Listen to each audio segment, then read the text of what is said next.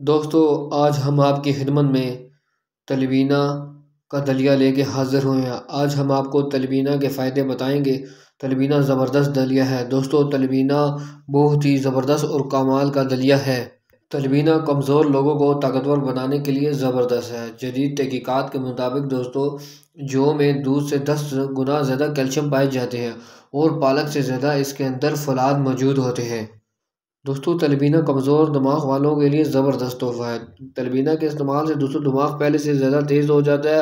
حافظ اور عالم بننے والوں کے لیے تلبینہ کا دلیہ بے شمار فائدے ہیں اور زبردست ہے۔ دوستو تلبینہ کے استعمال سے آپ کے جسم میں کیلشیم اور فولاد کی کمی پوری ہو جاتی ہے۔ دوستو تلبینہ کے استعمال سے آپ کے جسم میں خون کی کمی پوری ہو جاتی ہے۔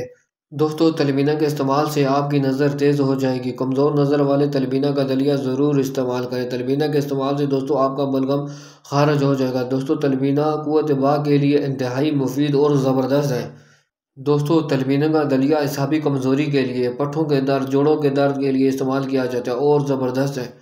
دوستو کمزور لوگ تلبینہ کا دلیہ ضرور استعمال کریں۔ تلبینہ کے دلیے سے آپ کو جسم کی تمام کمزوریاں دور ہو جائے گی۔ دوستو تلبینہ کا دلیہ السر اور پیٹ کے امراض کے لیے بہت ہی مفید ہے اور زبردست ہے۔ دوستو اب ہم آپ کو تلبینہ کا طریقہ استعمال بتاتے ہیں۔